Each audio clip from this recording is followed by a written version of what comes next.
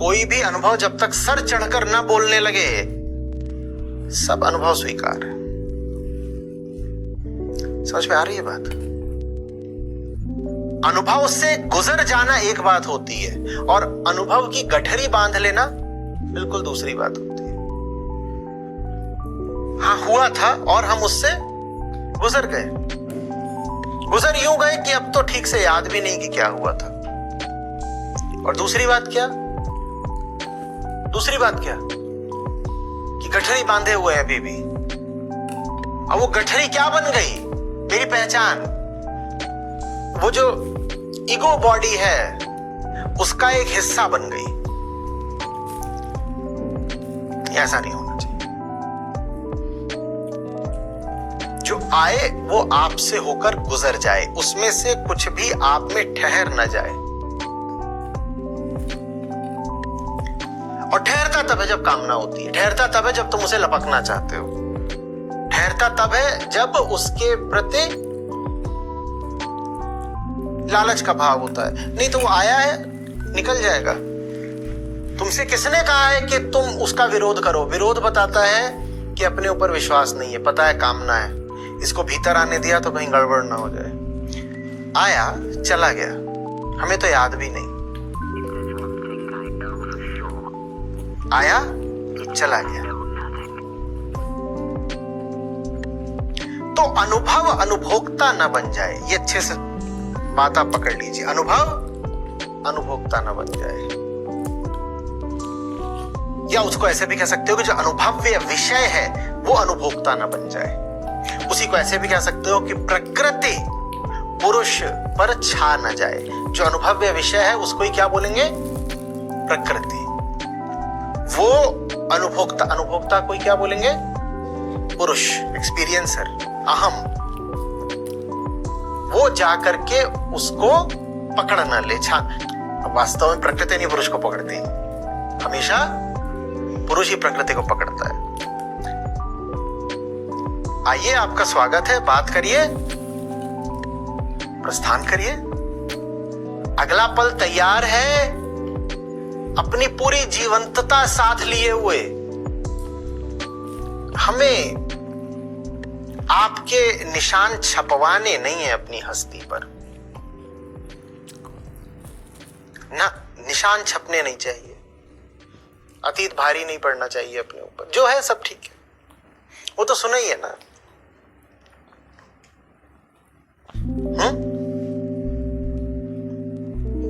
अरे वही गुरु चेला और लड़की को नदी पार करनी थी। हाँ, तो वही गुरु जी चेला जी चले जा रहे हैं, एक लड़की खड़ी है और डरी है, नदी नहीं पार हो रही। तो गुरु जी बोले, आ ऊपर बैठ जा, पार करा देता हूं। कुछ और भी हो सकता है, कह सकते हो थकी हुई थी, सड़क पे जा रही थी और उधर तक जाना, तो गुरु जी बोले, आ बैठ जा कंधे पे, पार करा देता हूँ या उतनी दूर छोड़ देता हूँ।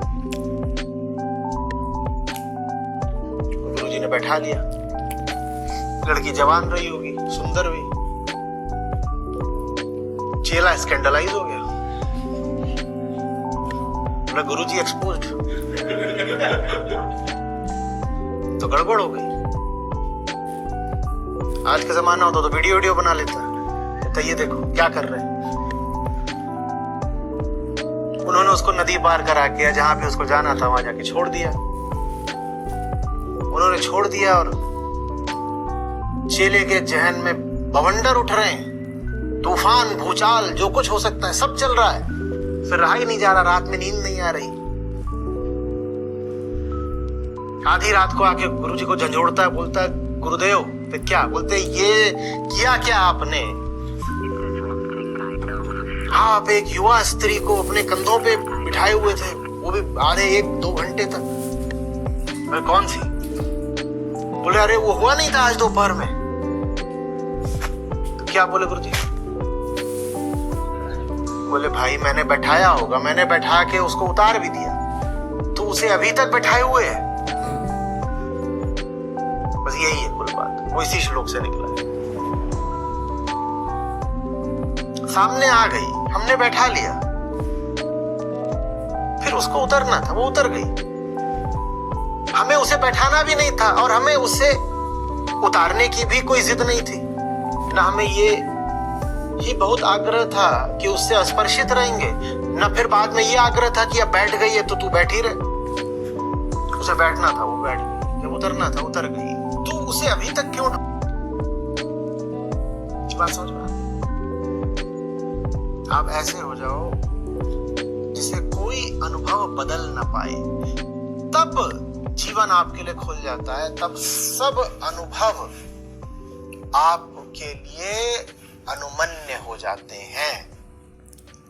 अनुमन्य माने हाँ, अलाउड। अब कोई वर्जना नहीं है। तुम कुछ भी करोगे, तुम्हें कोई रंजना नहीं होने वाली। कुछ भी तुमको दूषित करने नहीं वाला, तो तुमको कोई क्या अब बताए कि क्या करना है क्या नहीं करना है। सागर हो गए हो तुम। कौन तुमको अब आकर नियम कायदा पढ़ाएगा कि क्या तुम में प्रवेश करे क्या प्रवेश ना करे। लेकिन ये बात ताल तलैयों, पोखरों पर और पानी के ग्लास पर नहीं लागू होती बाबा, ये मत कर लेना। सबसे पहले जो ये क्या है, इसमें और सागर में अंतर क्या है?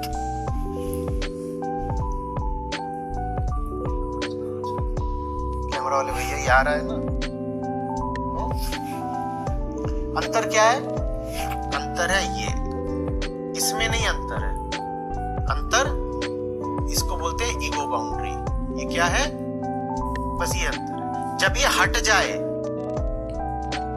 तब कहना कि अब सब हमारे लिए स्वीकृत है। और जब तक ये नहीं हटे तब तक कहना कि एक चीज तो है जो अस्वीकृत है। क्या? हाँ, ये भी तब मत कहना कि जो बाहर की दुनिया है वो अस्वीकृत है। हम क्या करते हैं, इसको तो बचाए रखते हैं और कहते हैं फलानी चीज गंदी। ये पानी यहां बैठा हुआ है,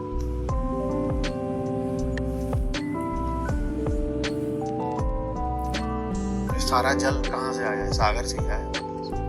यहां बैठा हुआ, ये इतना छोटा है, इतना क्षुद्र है कि इसमें मैं 2 बूंद किसी भी चीज की डाल दूं, ये दूषित हो जाएगा ना, और पता भी चलेगा कि दूषित हो गया। तो ये अपने आप को बचा रहा है। ये कह रहा है गंदी चीज। कौन सी गंदी चीज? उसके लिए सब कुछ ही गंदा है इसके लिए दुनिया का। इस बेचारे की इतनी डामाडोल हालत है कि ये दुनिया में हर चीज से डर रहा है। नाम बताओ, नाम बताओ। तुम्हारी उंगली डर रहा है, क्योंकि उंगली डाल दे तुम्हारे पानी में, तुम पियोगे नहीं। गंगा जल क्यों पी लेते हो? उसमें तो समूचे शरीर प्रविष्ट रहते हैं, फिर भी क्योंकि बड़ा है और बहाव तेज है। तो पता है कि हो ही नहीं गया गंदा, बहता पानी, बंधा गंदा हो। और किस चीज से डरता है ये? बोलो क्या क्या क्या है जो आके इसे गंदा कर जाएगा? सब कुछ। जरा सा दूध डाल दो गंदा, तो तेल डाल दो गंदा हो जाएगा। हो जाएगा ना? हो जाएगा नहीं हो जाएगा? तो ये दुनिया की हर चीज को अब अस्वीकार कर रहा है। ये आम आदमी है और ये आम धर्म है। वो अस्वीकार पे जीता है। ये भी गलत है, वो भी गलत है, ये भी गलत है, वो भी गलत है, ये भी गलत है, वो भी गलत है, सब गलत है, सब गलत है। ची ची ची ची ची। जो आम धार्मिक होगा उसको तुम बहुत ज्यादा सेंटिमोनियस देखोगे। सेंटिमोनियस समझते हो? जिसमें भाव होता है कि मैं साफ हूं, मैं पवित्र हूं, मैं उच्च हूं और होलियर देन दाउ। सुना? सेंटिमोनियस। क्योंकि उसको बचना पड़ता है, क्योंकि वो ये है, वो पूरे जगत का त्याग करने को तैयार है। एक चीज का त्याग नहीं करता। किसका? ये कृष्ण का धर्म नहीं है, ये वेदांत नहीं है, ये सनातन धर्म नहीं है। कृष्ण कहते हैं अरे पगले, जगत का त्याग काहे को कर रहा है? इसका त्याग करना। इसका त्याग करते ही ये छोटा सा पात्र सागर हो जाएगा। उसके बाद उसे किसी से बचने की जरूरत है? कृष्ण कह रहे हैं दुनिया भर के जल आके सागर में प्रवेश कर रहे हैं और सागर का कुछ नहीं बिगड़ता, कुछ बनता भी नहीं। और तुम पूरी दुनिया त्यागने में लगे हुए हो, बस इसको नहीं त्यागते। ये जो अहंकार है, अहंकार माने एक सीमा और कुछ नहीं। अहंकार माने एक सीमा और कुछ नहीं। सीमा जो बांटती है, उधर कुछ नहीं। सब त्यागने को तुम तैयार हो, ये नहीं त्याग रहे। और जितना तुम फिर और चीजों को त्याग रहे हो, उतना तुम इसको वैधता दे रहे हो। यही तो कर रहे हो त्याग करके दुनिया को। कह रहे हो इसके बाहर जो कुछ है पराया है, उसका क्या करना है? या तो त्याग करना है या फिर उसके प्रति कामना की दृष्टि रखनी है। दो ही हमारे नजरिए होते हैं। मीठा मीठा कब, कड़वा कड़वा। अगर आपकी दृष्टि है कि बाहर सब कड़वा कड़वा है तो जगत के प्रति थू का भाव रहता है। अगर आपकी दृष्टि कामी की, लालची की है कि बाहर सब मीठा मीठा है तो जगत के प्रति कपाकप का भाव रहता है। आमतौर पे मिश्रित दृष्टि रहती है, कुछ मीठा लगता है बाहर, कुछ कड़वा लगता है बाहर। हर तरह के लोग हो सकते हैं, एक जिन्हें ज्यादा मीठा लगता हो, एक जिन्हें ज्यादा कड़वा लगता हो, एक जिन्हें आधा मीठा आधा कड़वा लगता हो। हर तरह के लोग हो सकते हैं। इन सब लोगों में साझी बात क्या है तो जो कुछ वो इसके बाहर ही। उन्हें इसका संरक्षण तो आहार में करना है। किसका?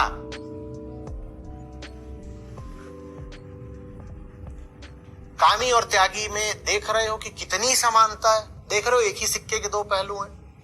उस समानता का क्या नाम है? ये कामी कहता है इसके बाहर जो कुछ है उसको गपना है, गपागप। और त्यागी बोलता है इसके बाहर जो कुछ है उसको।